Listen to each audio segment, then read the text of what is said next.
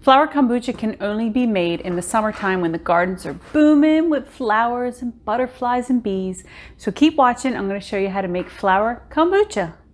What's going on, my Booch Head friends? It's so good to see you. My name is Liz, and on this channel I like to talk about all things kombucha. So if that's your thing, go ahead and hit that subscribe button and let's get right into the video. So using flowers in your kombucha, first off, it's extremely easy. I have a whole list of flowers that I recommend that are pretty popular and that should be easy to find in most gardens. But the flower kombucha, it's kind of like, it's just its own experience. Like, I wouldn't recommend adding berries or any herbs into the kombucha. It's just the floral, and I don't know if it's the aromatherapy. I guess it wouldn't be aromatherapy because you're not smelling it, you're drinking it, but just the flowers and being around flowers, they're calming to look at, they're calming to be around, and they're calming to drink. So it's a whole experience. First up on the list is Borage. Now, I just started really getting into gardening last year, and Borage was in my garden. It is a beautiful flower. It gets really big and it gives off a lot of flowers. They're tiny little flowers. They kind of look like a star.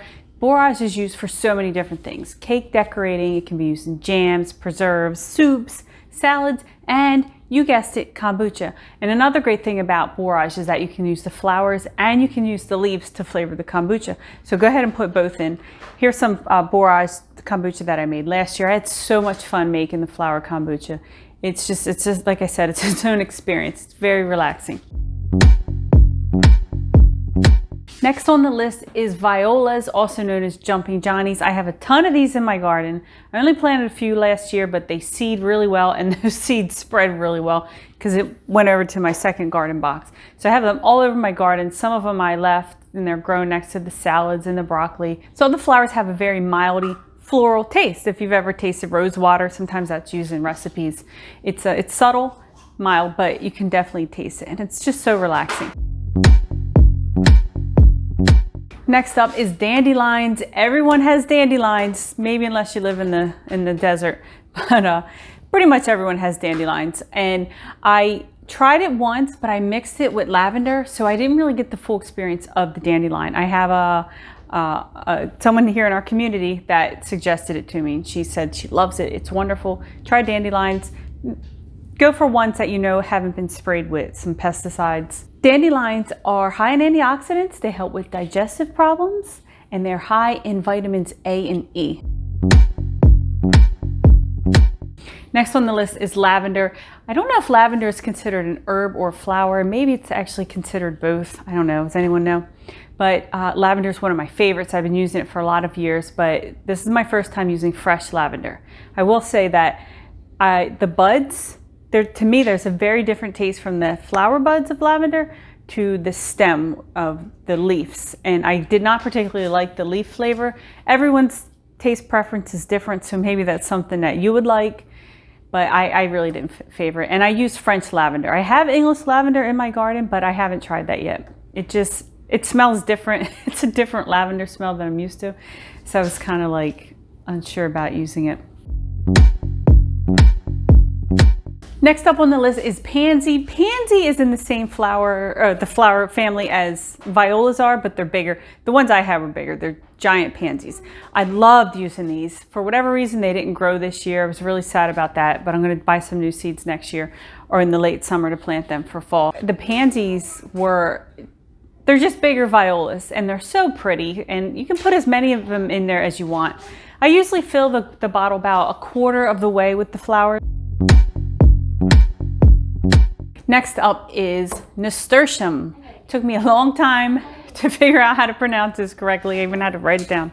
Nasturtium. However, nasturtiums are a bit peppery, so most people use them on salads to decorate pretty salads.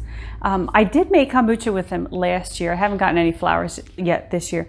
So I made it last year, and I mixed it with some strawberry because of the pepperiness, and it was okay. I'm giving this to you because everyone's taste preferences are different. So just because I don't like it doesn't mean that you guys might like it. So I just want to give you some different options. Calendula. Calendula is one of my favorites. I have calendula in my garden. Some of them are a darker orange color. Some of them are a light golden, like yellow color. Love them. It tasted so good. I just used the entire flower. So I didn't take off the green part. You could just take off the petals if you wanted. And I rinse everything. I rinse everything off. You never know if there's bugs. I have gotten bugs in my kombucha before, by the way. Calendula also has a ton of benefits, anti-inflammatory, antioxidants. And I'm not saying that drinking this kombucha with flower kombucha is going to cure cancer, but when you're drinking it, just know that you're getting the benefits of the kombucha, but then you're also getting the benefits of the flowers.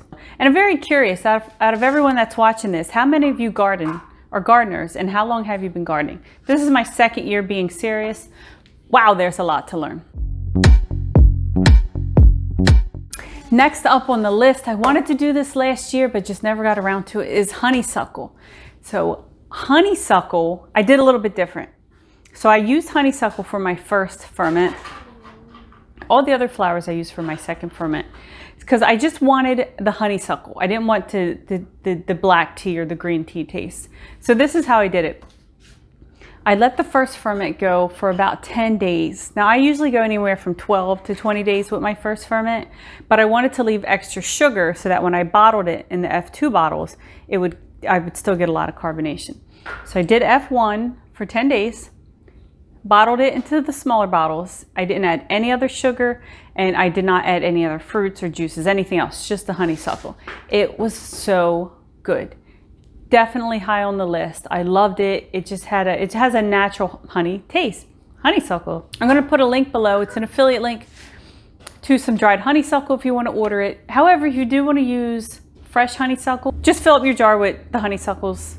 Pour some water in. You can pour your sugar in too. Let it sit until it's room temperature, and then store it in your fridge for a day or two. The longer you leave it, the more the flavor is going to be extracted. So I probably wouldn't leave it more than 3 days in the fridge. Then add your starter tea like you would any other kombucha brew that you start. The last one is marigolds. So calendula is actually in the marigold family. I didn't know that. I thought it was in the daisy family. It's in the marigold family.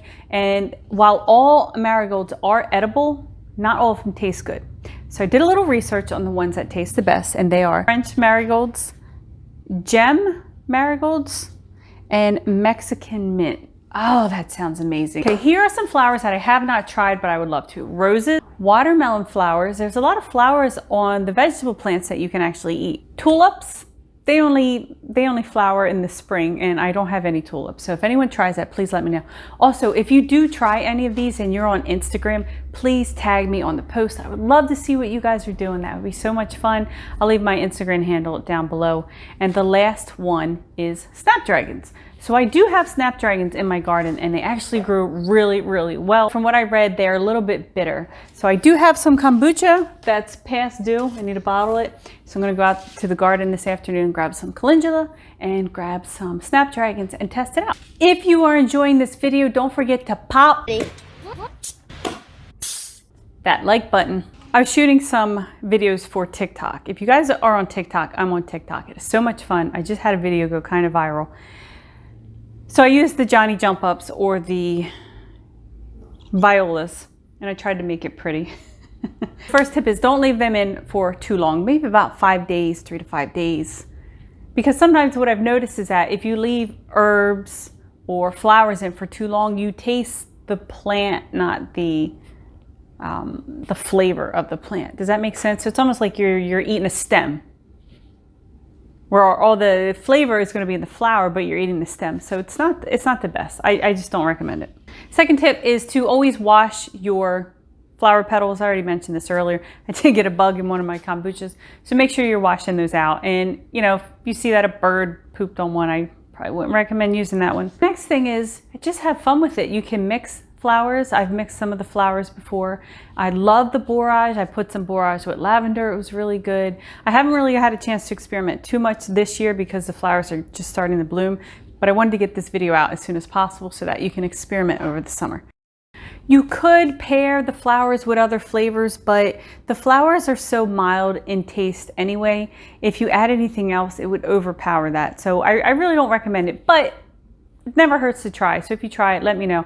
And please leave comments, guys, because People are going to come behind you maybe next year, 3, 5 years from now and read the comments, and all that stuff is extremely useful. My last tip is make it look pretty. If you're serving to friends, or you know what, you're serving to yourself, go ahead and pretty it up. Try putting some of the flowers in some ice cubes, put flowers around the cup. Just enjoy it. Enjoy the summer. You know, it goes so fast. Check out this video, tips for new kombucha brewers, or if you have questions about mold, go ahead and watch this playlist here. Thanks for watching. I'll see you in the next video. Cheers!